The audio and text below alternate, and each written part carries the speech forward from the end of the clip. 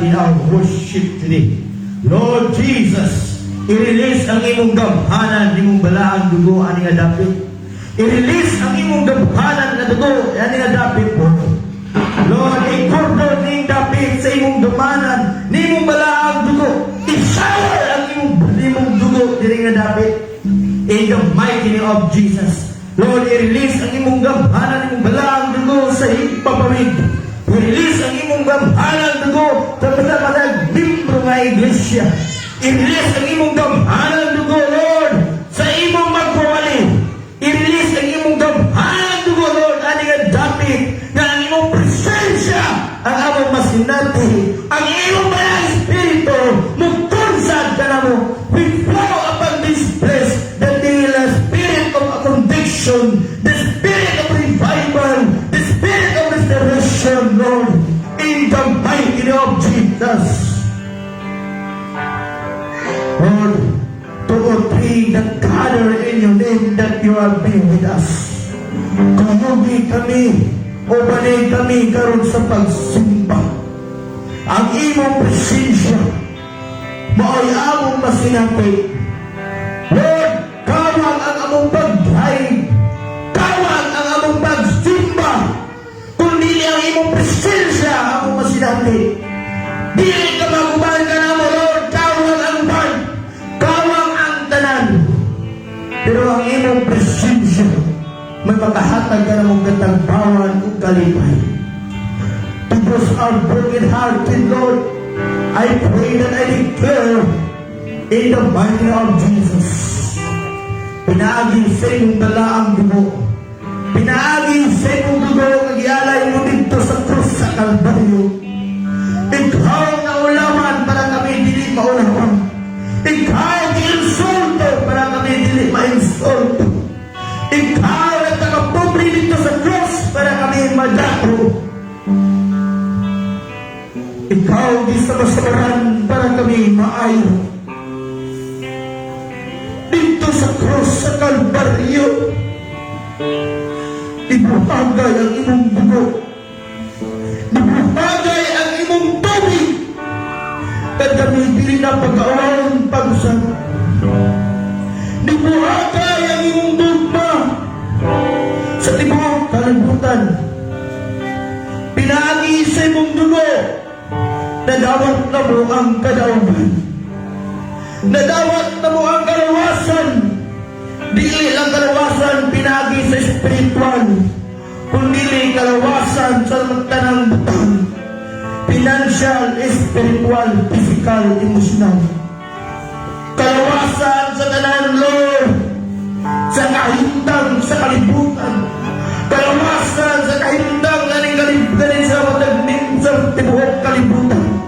Kalawasan sa mga tao kalinganlan sa iyong milagro. Kalawasan ka na mo, Diyos, dito sa krus sa Kalbaryo. Gawala kay sala gikan sa langit nilaog para kabubuwasan ng kasala. Gipasan ni mo ang krus, gipasan ni mo ang kalibutan tungod sa among mga sala. Gihugasan mo kami, gipatikan o gimarduhan, gisildihan sa imong dugo. Kaya ang imong dugo, mula kahatag ka na mo, o kanaokan o kawasan. Ikaw ang nagingon sa imong ulo, sa John 14:14, whatsoever ask in your name that you will do it now. It's not tomorrow, it's not in the past, but now that you will do it. In Jeremiah 33:3, that your word that spoken by a prophet, call unto me, and I will answer you, and I will show the great things which that I do not know.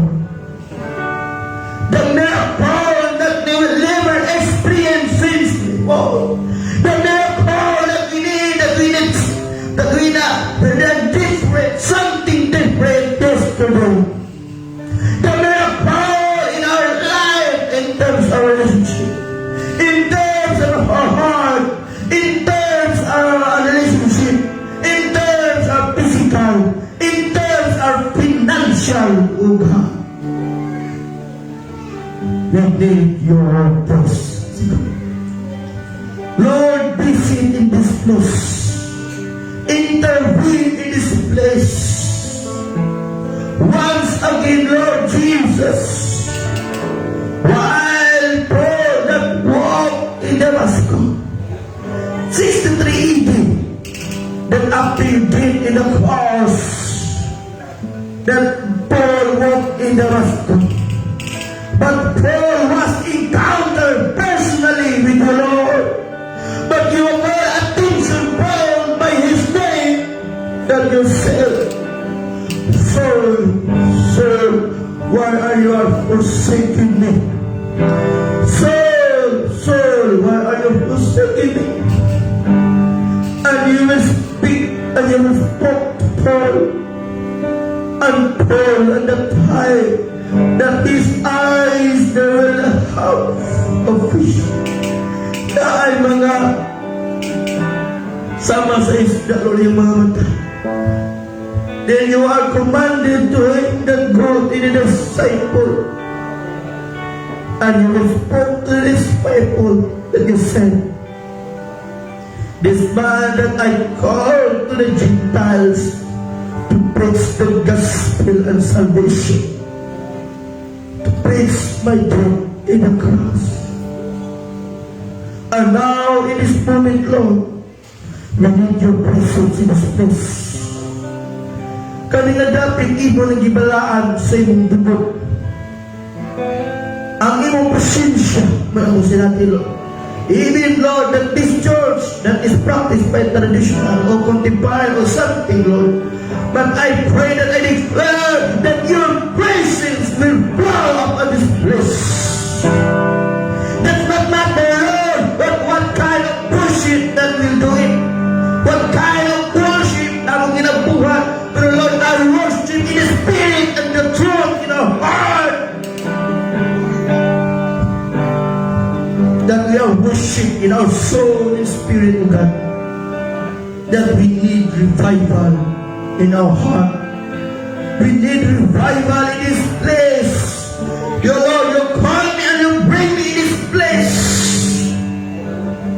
That the church and the member of the church will never be seen before. Something will change, O God.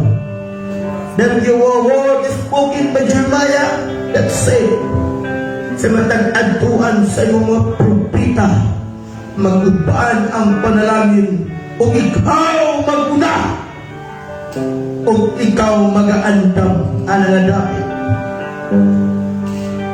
Peter before to come to the Romans to preach your word, but to those who have faith in you, Jesus, that you will spoke to them that prepare the coming of Peter. When Paul and Silas inside the prison, while they are worshiping to the Lord Jesus, and the prison was broken, and the prison was broken, and the angelic visitation will come in. Now I pray that I declare, God, in this place, in Jesus' mighty name. Ang tanan ningon. Amen.